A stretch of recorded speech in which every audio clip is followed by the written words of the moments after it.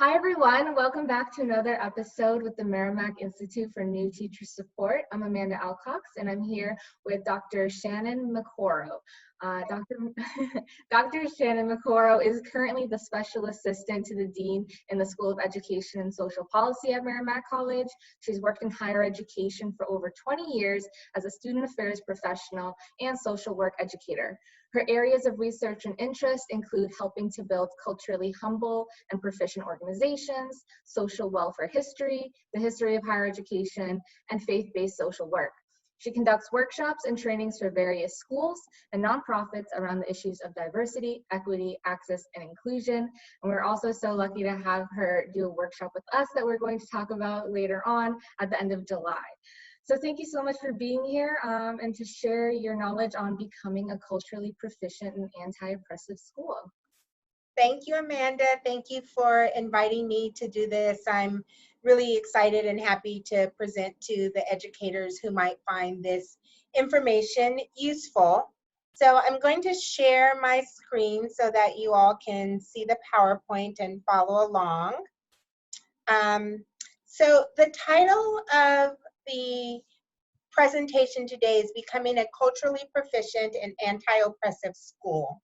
And I will say something about the title in the next slide after I show you the objectives.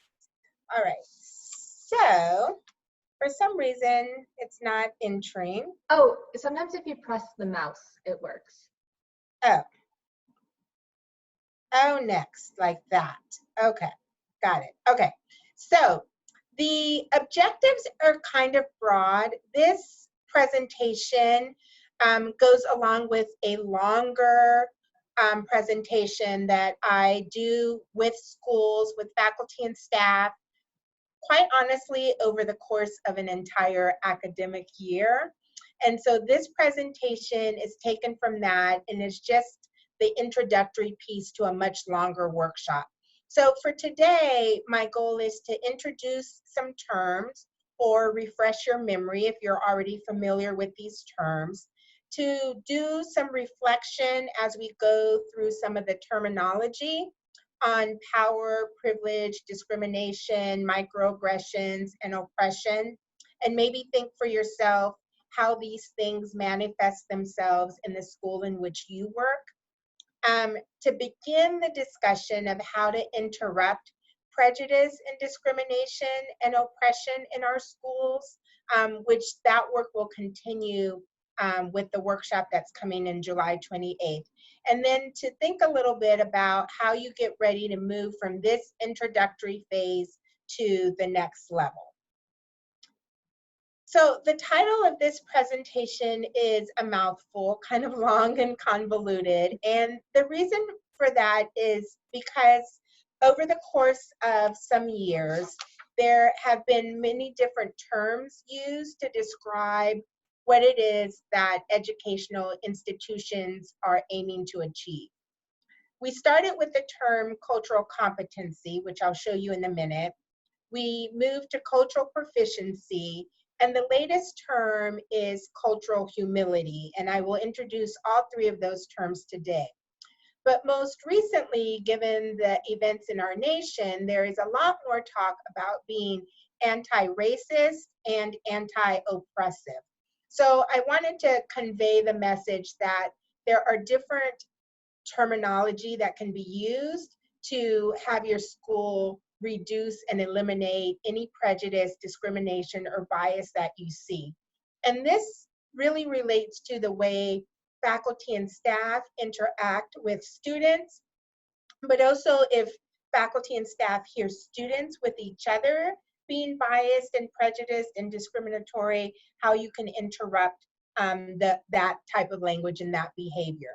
And so two other points I want to make. When I do these workshops in person, we do an exercise around our own social identities.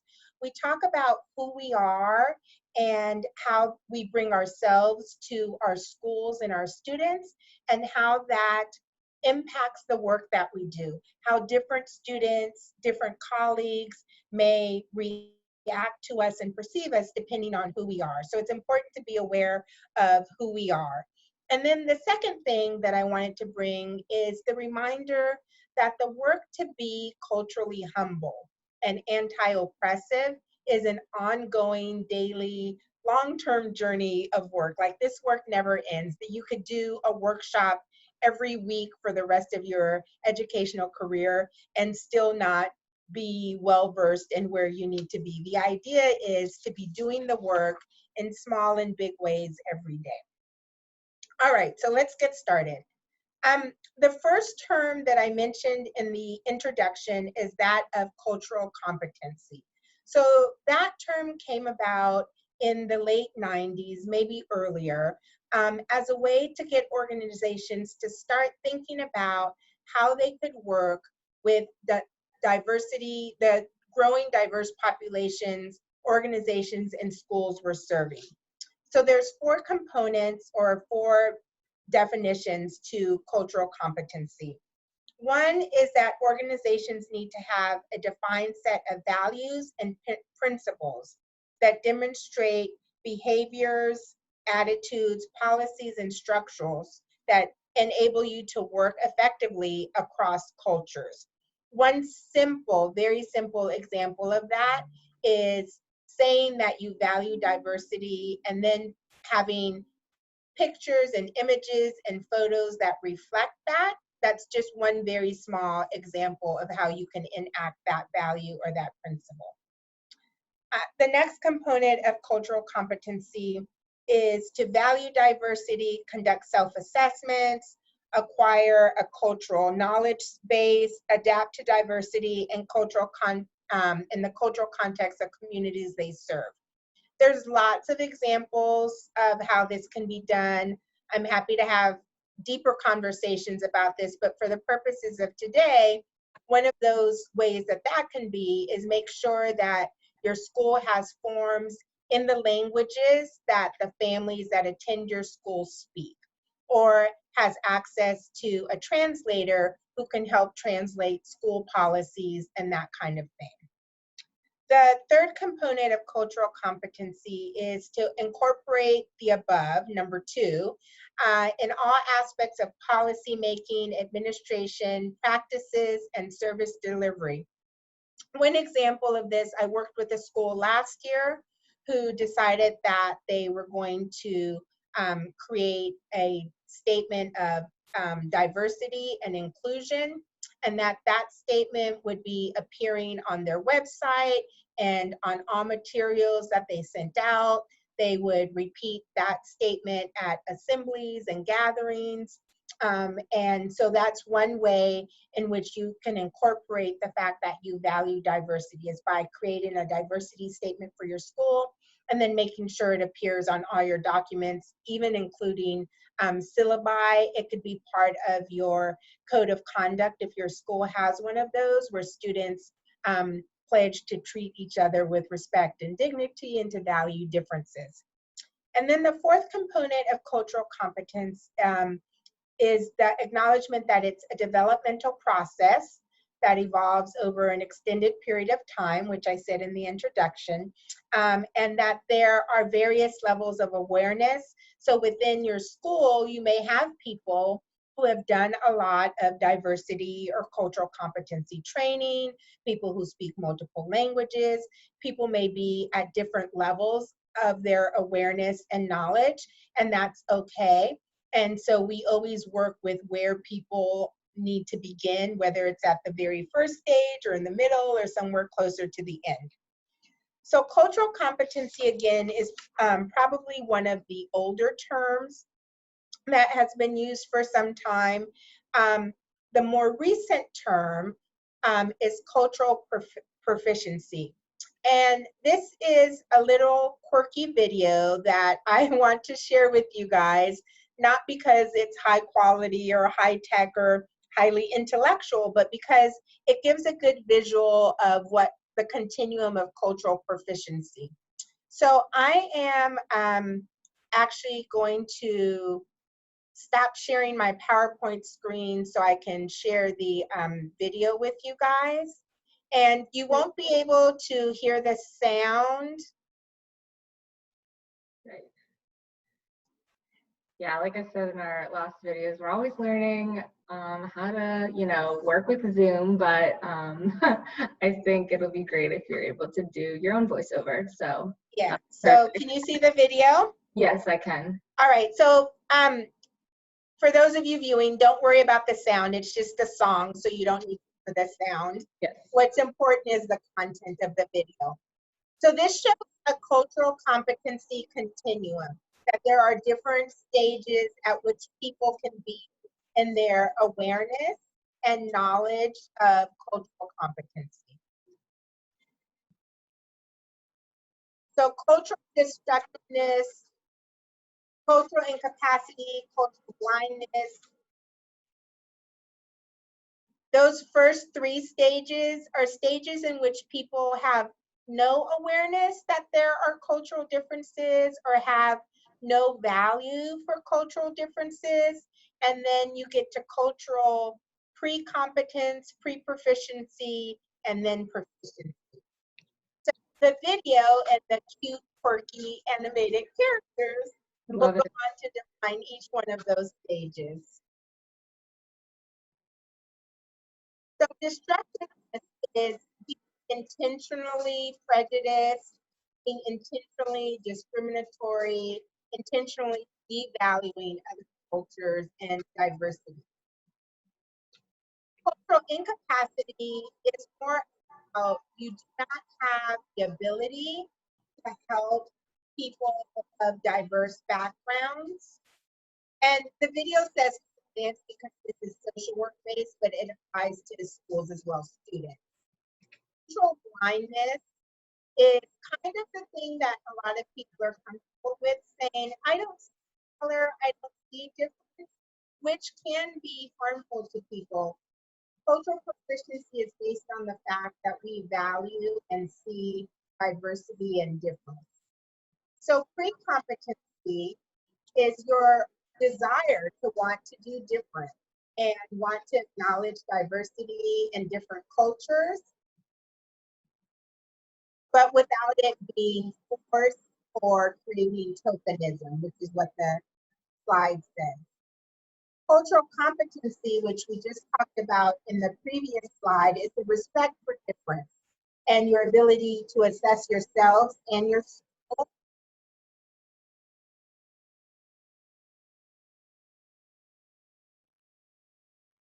And then cultural proficiency, which is where we want to be.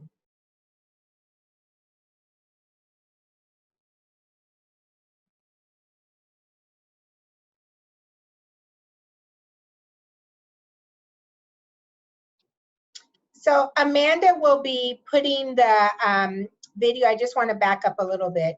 We'll be putting the video links below this video so that you can watch it on your own. I think it's important to look at the definitions because there's just fine differences between cultural competency and cultural proficiency, which is really where we want to be in the end. And it takes some work to get there. And then this video ends with a few different definitions that you might find helpful. Sometimes it's helpful for faculty and staff to have a glossary of terms.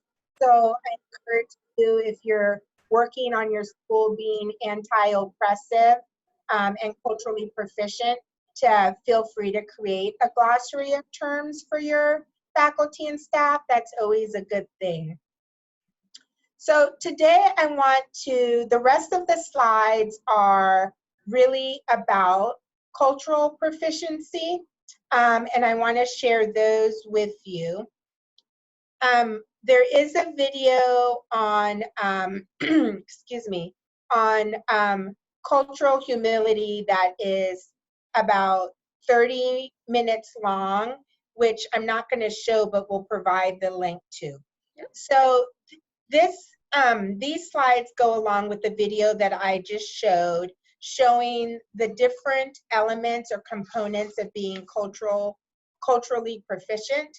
I've bolded one definition of cultural proficiency in these slides. I think one of the things to remember is depending on what books or articles you read or use. People may have slightly different definitions of cultural proficiency. There might be some different steps or tools that people use. But for purposes of today, for the workshop, on the right-hand side of the slide, you'll see that there are 4 tools for developing cultural proficiency. The continuum, the essential components, the guiding principles, and the barriers. And we'll talk about each one of those separately. So the continuum that you saw in the video, so I'm not going to spend a lot of time on this, are the different levels that people move through as they work towards cultural proficiency. And I think for schools, it's important to realize that you will have different faculty and staff and different families who are at different points on this continuum. And your goal is to get the whole school to cultural proficiency, right? And there's lots of different ways to do that, through trainings and workshops, through having common readings, like all the faculty read a designated book and commit to incorporating what they learned in that book into their courses, or all families, you know, attend a workshop, or whatever it is you think is appropriate or your school needs to do in order to be culturally proficient. Usually when we're talking about cultural proficiency, we're talking about how faculty and staff and administrators can best respond to the diverse populations in their schools. Primarily is what we're talking about.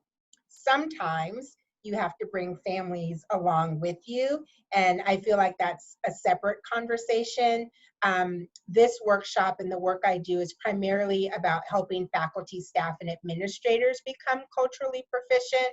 And then from what you all learn, you can decide what might be appropriate to use with families. But I just wanted to emphasize that, you know, faculty and staff and administrators do sets of work to get there. And then sometimes you have to get families there also, because you may have families as you're moving towards cultural proficiency that are still culturally destructive or culturally incapable. And so I think that's an important piece to continue to remember.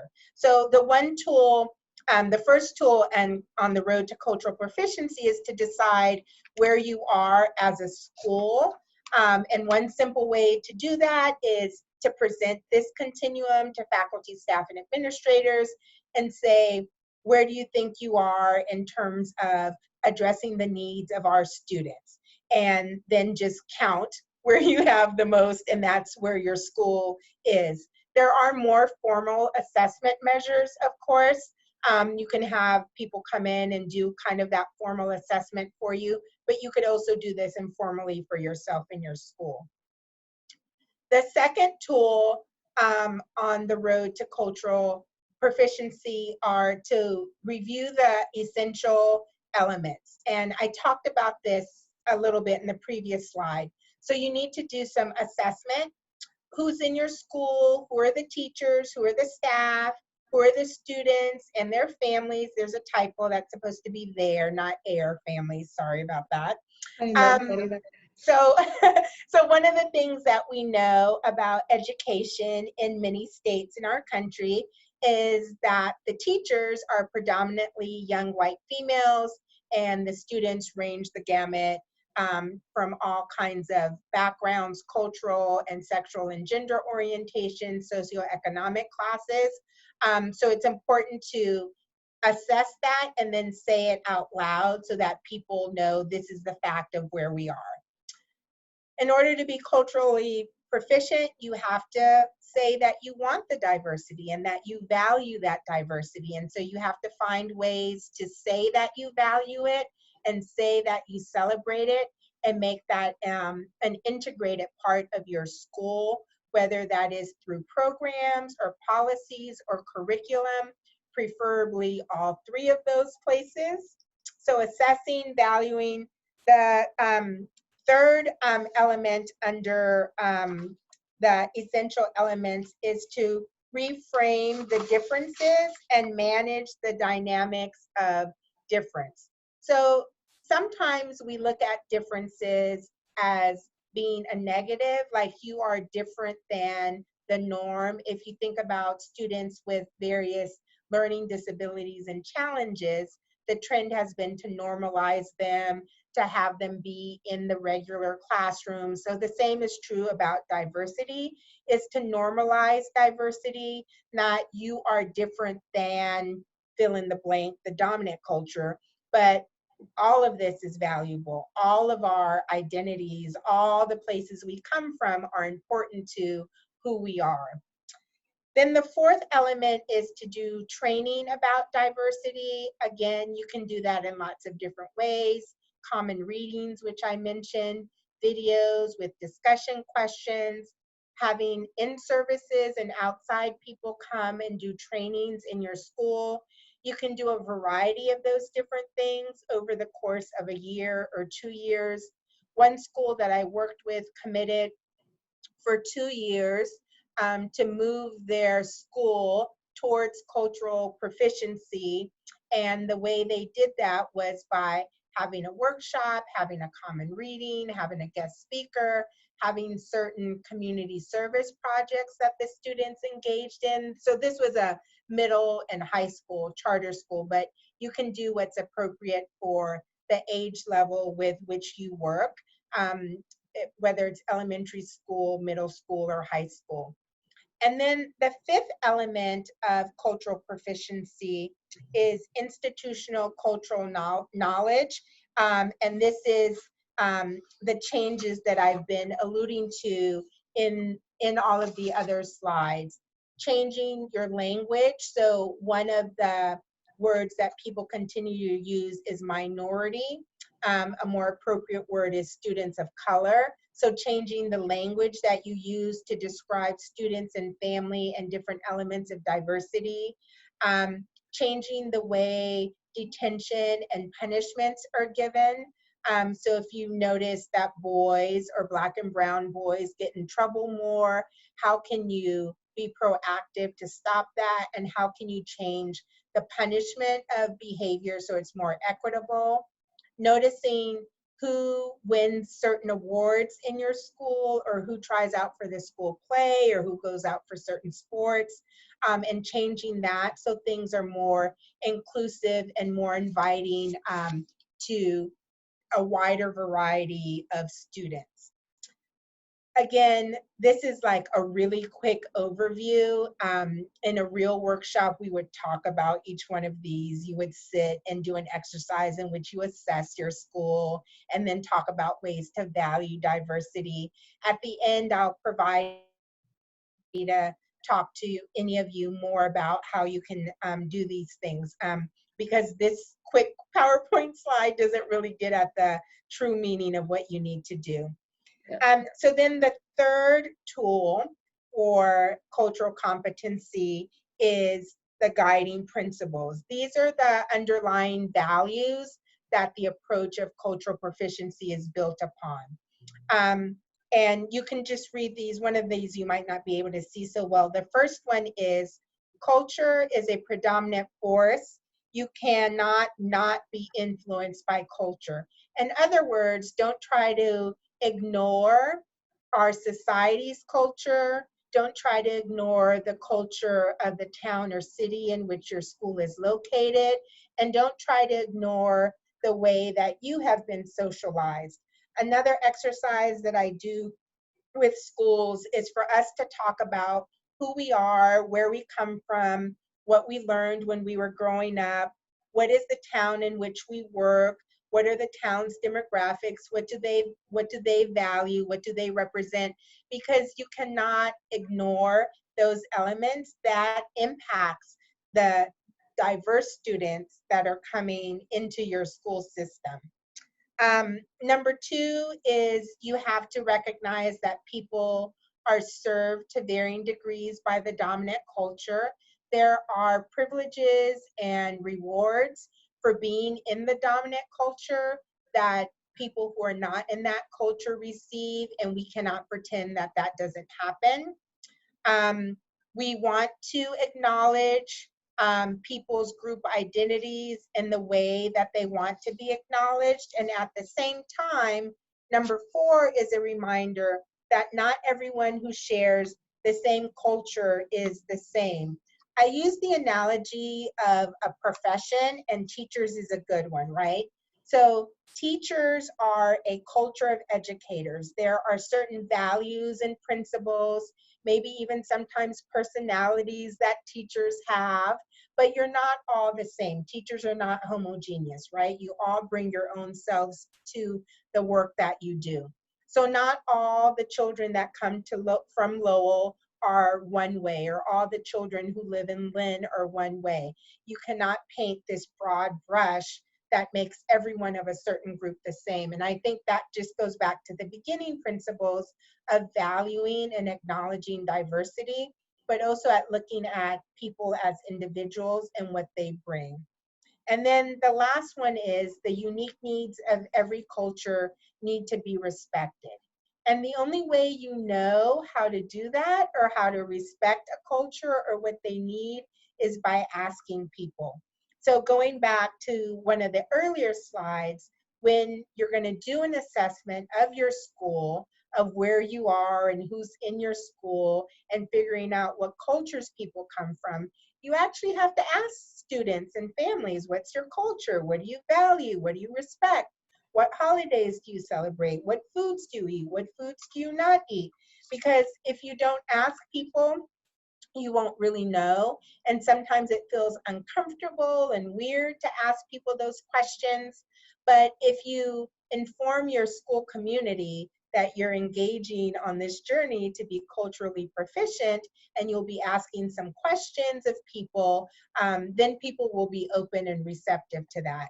I think one question I always get is, can you make people do this? Well, of course you can't, but I think even if you get a small percentage of students and families to participate in whatever assessment or questionnaire you're doing, it's better than no one participating.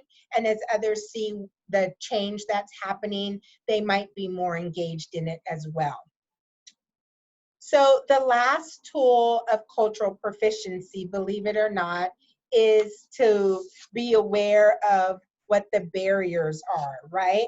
There are ways that people are resistant to change, individuals and just systems as in general. If you are in a public school, there are greater mandates and guidelines that you have to abide by.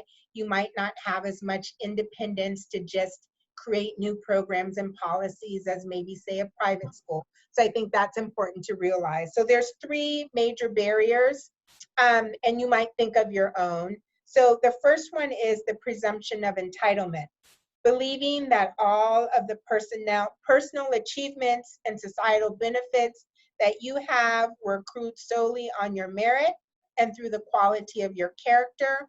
I think the best example of that is college admissions. Given the recent college admission scandal, we know that people can get into college not just because they did well on their essay and got a high GPA and did good on the SAT, but because they're a legacy, or because they play a sport, or because they paid some money. So I think that people, as you do the work towards cultural proficiency, you have to be aware of entitlements that some people bring with them. The second barrier are the systems of oppression that exist. I think this is front and hot in our society right now, that there are lots of different social institutions that have historically discriminated against people and have made people feel vulnerable and oppressed and marginalized. And I think that we have to think about what role education plays in that. Some small examples is just how education started. It was only for wealthy white males, and then just for wealthy white people, and just for white people, and indigenous and Black and brown people created their own colleges that many people saw as inferior, and then school were mandated to be integrated, and people didn't like that so much. So that kind of systemic oppression that may not exist in every school district. And I know in Massachusetts, we often feel like, oh, that's a thing that only happens in the South. So then going back to some beginning slides, that we have to be honest that it happens all over the country, and just to think about how you in your own school environment can dismantle those systems of oppression, and how you can help your school be more inclusive, more culturally proficient, more anti-oppressive. And then the last barrier is the fact that you may be unaware that you need to change anything, or that you may be unaware of all the things that you need to change. And I feel that even people who are on the road to cultural proficiency, who have done diversity workshops and trainings and readings, can still overlook things. I know that in my own work, I often overlook things that have to do with people of social identities that I'm not as familiar with. And so I think that this is why the work is ongoing. So your school may decide to change some policies, to add some programs, to bring families in to have discussions, and all of that is great in showing that you value diversity. And then you may have forgotten that your English literature classes don't have any books by authors of color, or by women, or by queer people, or whatever the case might be, or that you still offer standardized tests that might have some bias in them. So I think it's important to be kind to yourselves and forgiving as you go on the cultural proficiency journey, because there's no perfect way to do this, and there's a lot of things that you might forget. So for the other slides, I just want to encourage you to go through these. I had mentioned in the beginning that creating a glossary for your school or for yourself might be a good way to start on the cultural proficiency journey. So the next few slides are just definitions of terms that are important to be familiar with as you go through the cultural proficiency journey.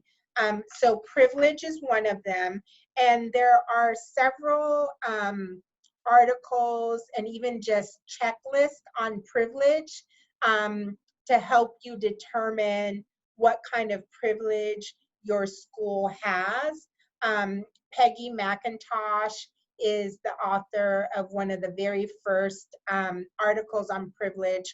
Hers is about white privilege, and she has this checklist where you check off certain statements that apply to you, and if they apply to you, then you know you have white privilege.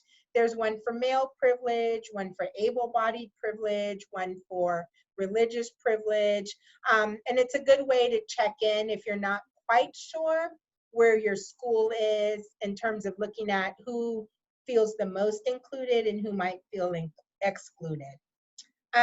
So oppression is the opposite of privilege.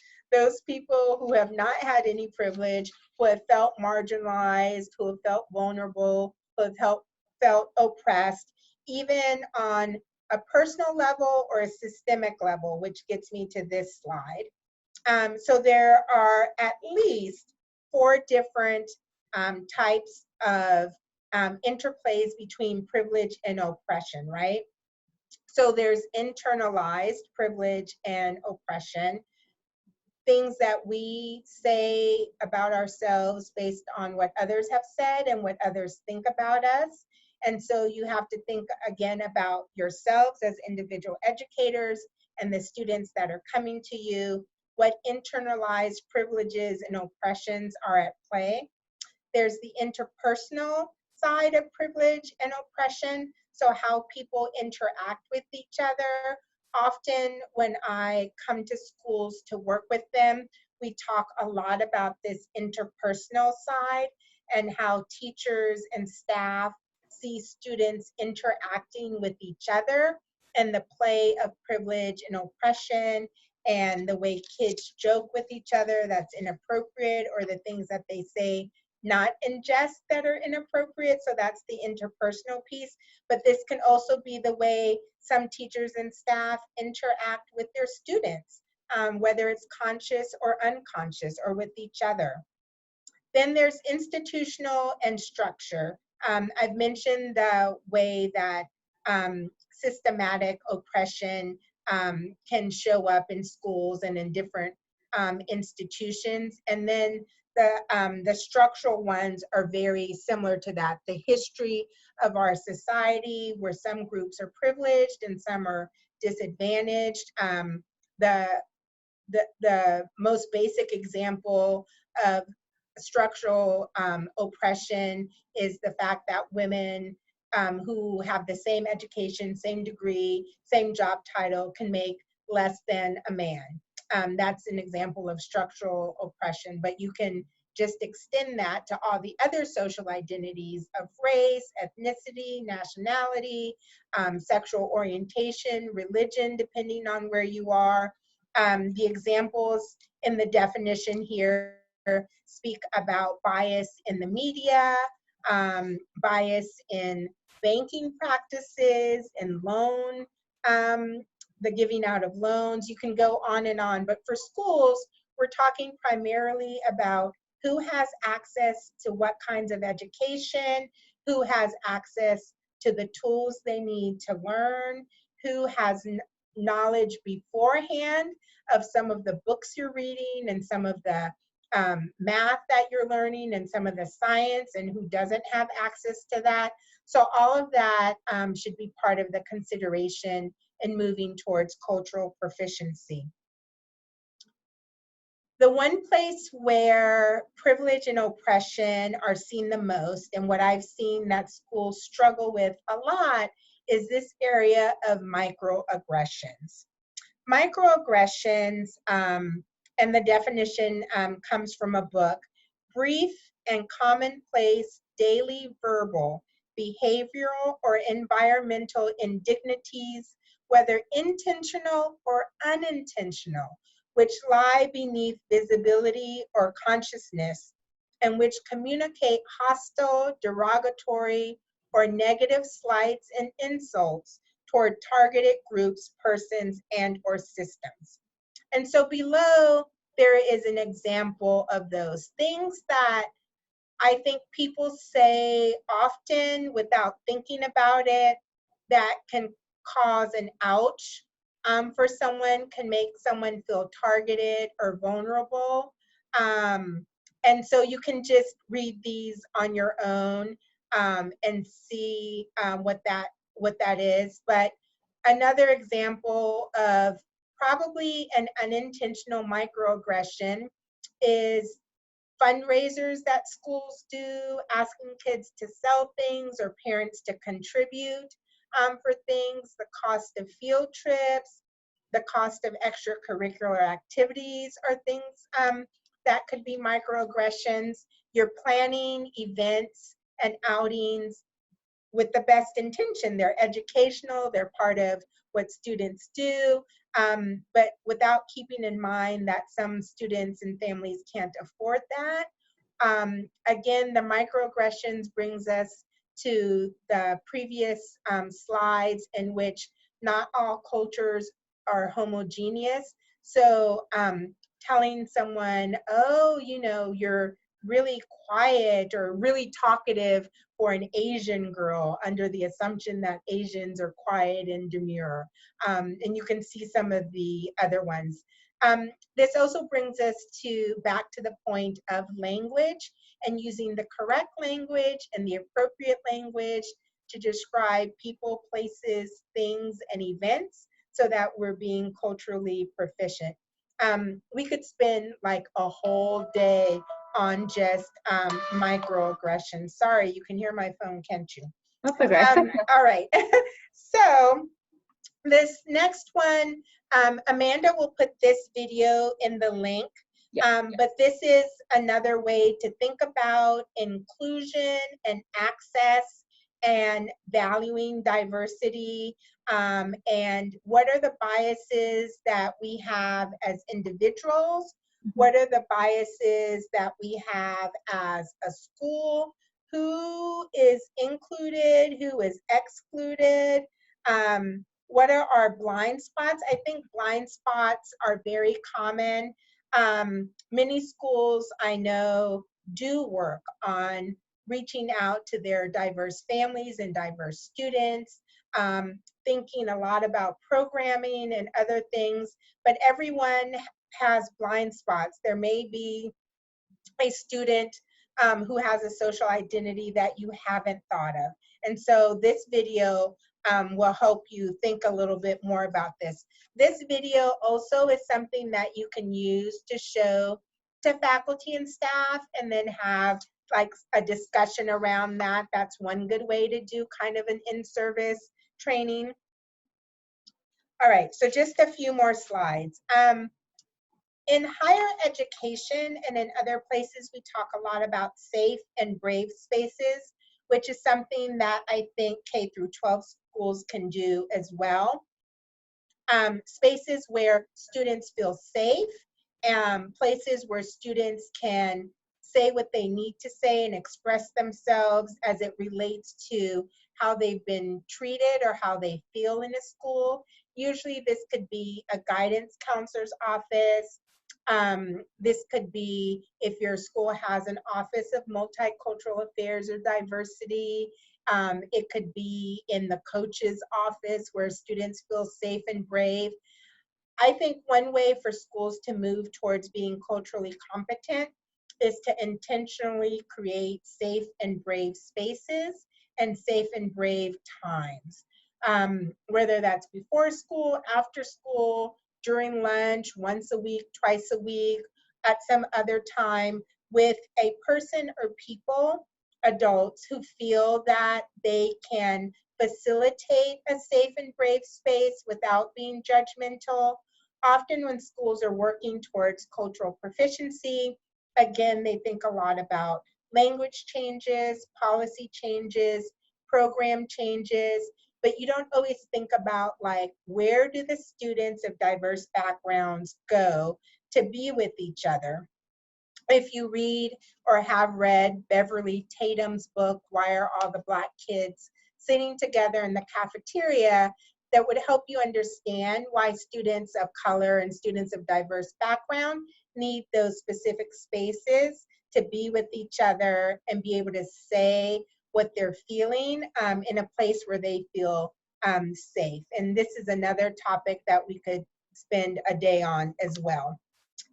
So finally, the latest term is cultural humility, approaching our work from a place of not knowing about people's cultures, histories, and experiences.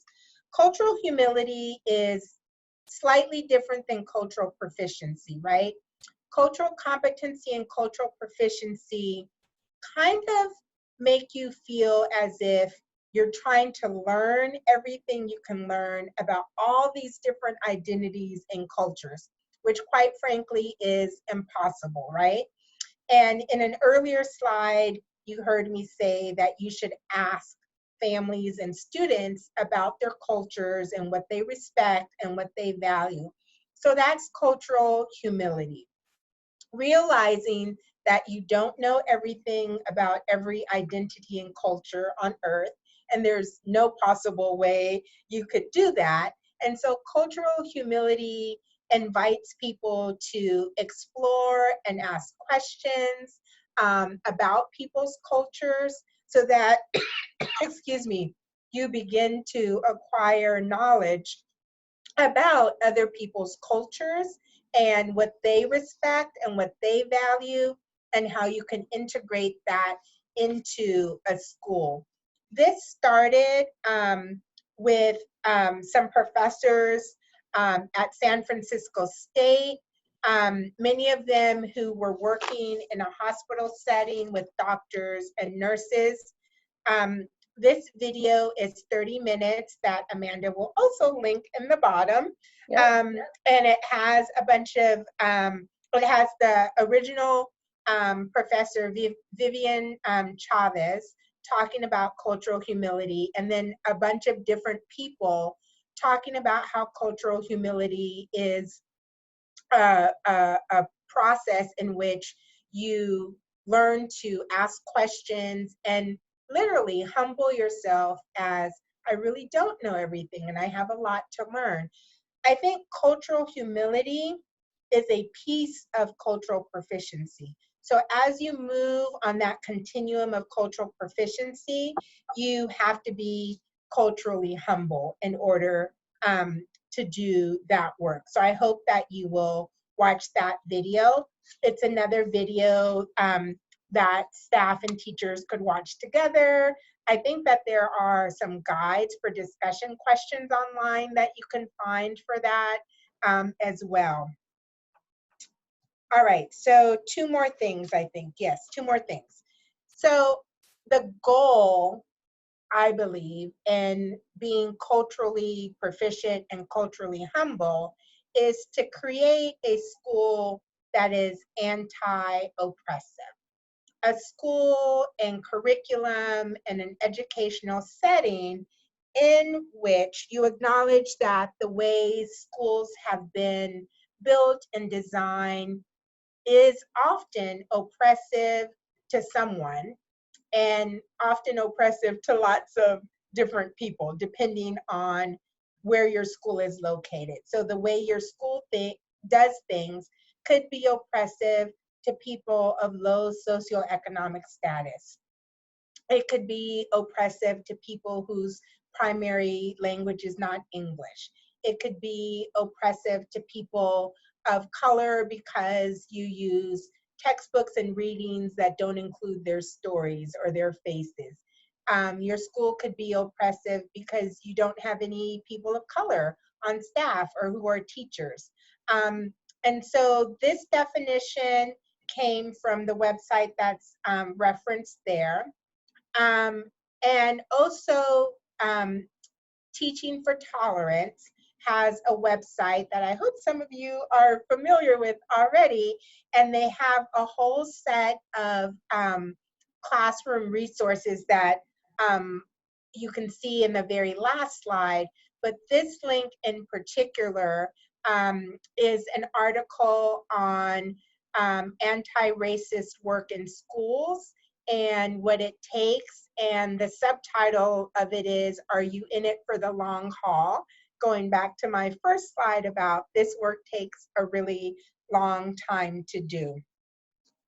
So as I had said, this video and these slides are just a small piece of a longer workshop that I do. Usually that takes a whole academic year with the school, but we could do bits and pieces of it at a time. Amanda and I agreed that I would do a live Zoom workshop later on in July, in which we will look at case studies in which there are specific incidents of bias or microaggressions, and we're going to use a specific framework to how to work towards those. One of the things that I did in the last school I worked with was, excuse me, they were concerned with the way students were talking to each other and treating each other in biased and prejudicial and discriminatory ways.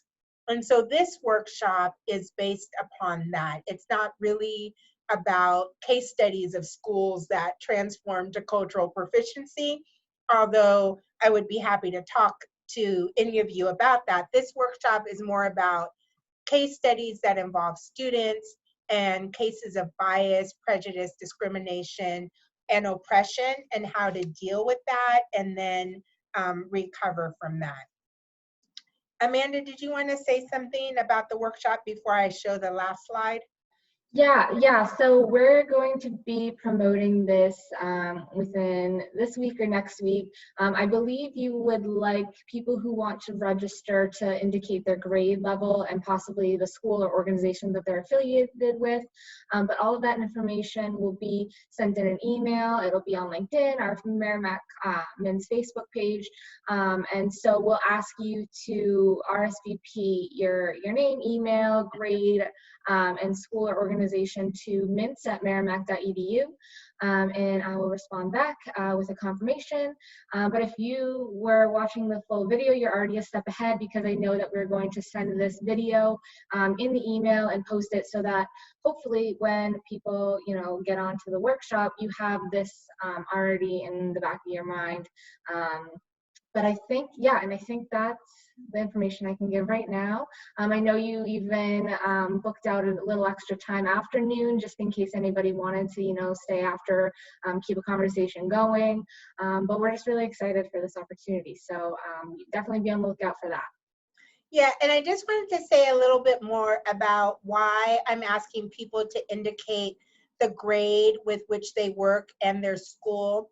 It's helpful for me to select the cases that would be most relevant to the population with which you work. I don't feel that it's useful for you to work on a case that has nothing to do with anything about your school. So I want to try to make it as relevant as possible.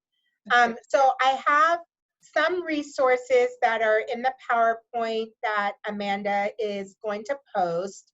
Some of them are some books, some of them are some websites, some of them are some videos.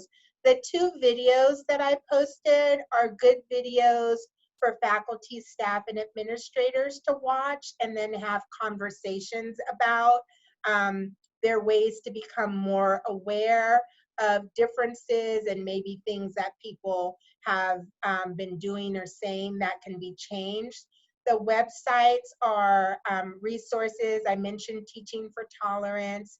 NEA has a diversity toolkit. I mentioned Why Are All the Black Kids Sitting Together in the Cafeteria, and some other books. Again, Amanda said that I will be doing a workshop in late July, but I'm always happy to answer questions or come to your school and talk to you as time permits about some of the challenges you might be facing. I'm glad that you were able to tune in and spend some time with us together. Yes, anything that was, highlighted in blue, or any links will be in the description below.